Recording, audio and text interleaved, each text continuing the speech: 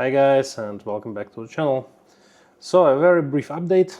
I just sold the Volkswagen ID.4 and that's all for me with the Volkswagen Group.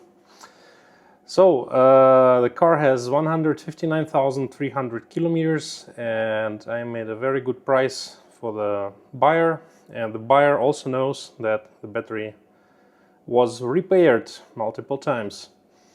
So I hope that the buyer will have no problems with the battery anymore and that it's over with the repairs, but you never know. That's why I'm selling the car. And funny enough, I also asked AMAG to give me the full service history of my car, because they repaired it 3 times. The battery was repaired and there is no information about battery repairs in the service history. So yeah, funny, right? I don't know how many cars are out there where people don't even know that their cars were previously repaired. So the only way to tell if your car was repaired is if the seller tells it to you. So this is what I did, but I don't think that even the dealerships are saying that.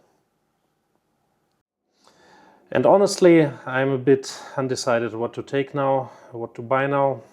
For the moment, I will be riding my trusty 98 R1100 GS motorbike, and I'm thinking about whether taking a new EV.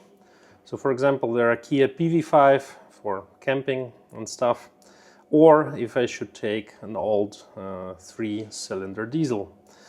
So let me know in the comments what I should be buying, and yeah, probably we'll see some car tests on this channel in the future because I will be testing out some stuff, taking the rental cars.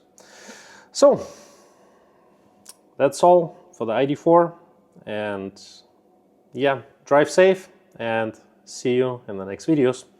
Bye bye and cheerio.